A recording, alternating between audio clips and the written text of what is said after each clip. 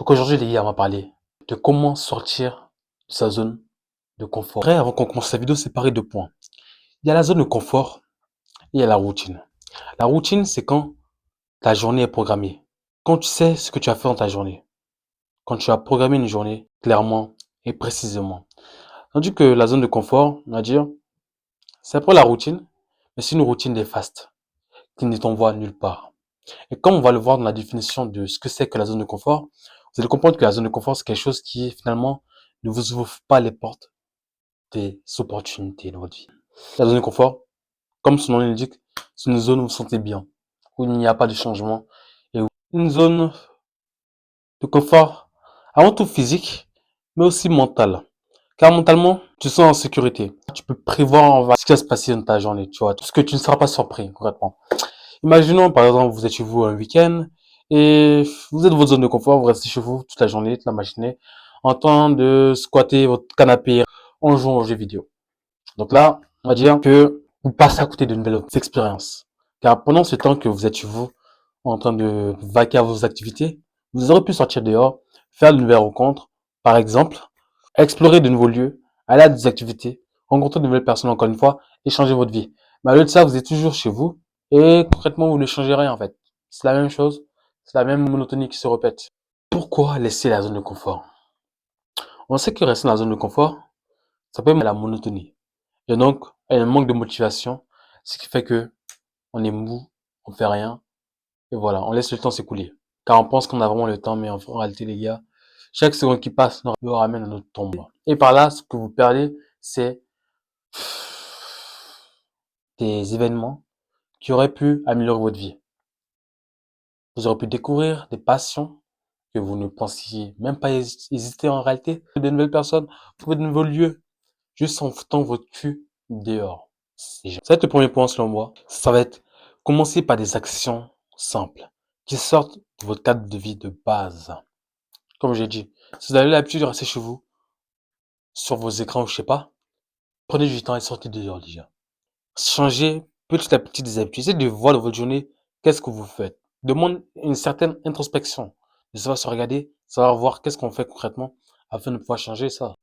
Donc, si vous avez l'habitude de prendre votre café le matin, tu vois, et à scroller sur votre téléphone, essayez de prendre à la place un livre. Vous pouvez prendre votre café et à la place d'un petit bouquin dans les mains. C'est déjà mieux. Ou un livre audio ou etc. Si vous avez l'habitude d'écouter de la musique, par exemple si vous êtes sous la douche ou je sais pas, en faisant du sport, vous pouvez essayer aussi d'écouter des livres audio, des podcasts, etc. Des podcasts surtout. Parce que ça, c'est vraiment super bon. Tu rentabilises ton temps, même si des fois, tu n'es pas vraiment concentré pendant ton temps de repos. Tu mets un petit podcast, tu apprends des choses. Qui dit quitter la zone de confort, dit curiosité. La curiosité te pousse à te jeter dans l'inconnu. C'est vraiment super important. Quand tu as l'habitude de rester couché dans ton lit avec ton téléphone, essaie de prendre un livre. Essaie d'écouter des livres audio sur un domaine qui t'intéresse. Moi, prendre le développement personnel, ça m'intéresse. Donc, j'écoute beaucoup de podcasts, de livres audio. Même, je lis des livres sur le développement personnel, sur les business, la santé, parce que j'aime savoir ce que je mange et ça. Donc, ça sont les trucs, tu peux t'éduquer, tu vois. Au lieu de rester là à scroller sur TikTok et ça te rend plus stupide que tu l'es, en fait. C'est la réalité, ça te rend plus stupide. Et je comprends les gens qui font ça. Car ces gens-là n'ont pas les connaissances que j'ai, ils n'ont pas le savoir. Non, c'est toujours la connaissance avant tout. Il faut savoir être avant tout. Donc, ce que je vous partage là, essayez de prendre du temps, essayez de revenir sur les points clés que j'ai cités et essayez de savoir concrètement de votre vie actuellement, qu'est-ce que vous pouvez changer, qu'est-ce que vous pouvez améliorer, qu'est-ce que vous pouvez remplacer afin de simplement vous améliorer. Ça va nécessiter donc un plan d'action progressif qui va vous aider à progresser, à organiser vos démarches et à éviter de vous sentir submergé par les choses. Par exemple, tu prends une feuille, tu notes ou même par exemple, moi, j'ai une feuille où je note, juste mon bureau, j'ai une feuille où je dis ce que je fais de telle heure à telle heure, de telle heure à telle heure, ça permet d'être organisé et de, justement, pas disperser mon temps, tu vois. Avoir un plan concret de ce que je vais faire de ma journée. Mais tout est d'abord mental. Les gens qui ont le plus de succès dans ce monde, les gens qui réussissent ce qu'ils accomplissent, les gens qui ont ce qu'ils veulent dans la vie, peu importe, tous ont commencé déjà par leur mental. Si tu commences à changer, à reprogrammer ton cerveau, là, tu pourras atteindre et même dépasser les attentes, tu vois.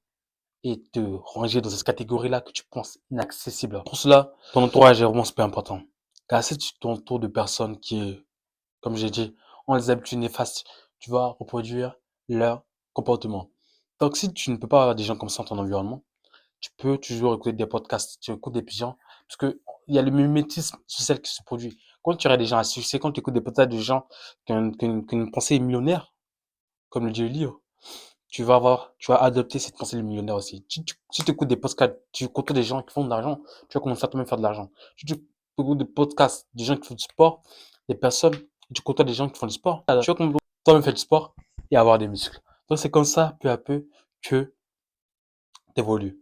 Et après, tu vas devenir toi-même cette personne-là afin de toi-même pouvoir impacter ton entourage positivement. Donc, pour conclure cette vidéo, sortir de sa zone de confort, c'est un processus qui nécessite de la discipline avant tout.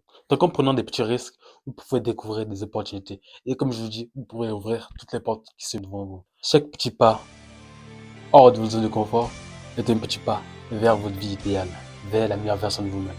Donc, c'était un disait pour une nouvelle vidéo. Ciao.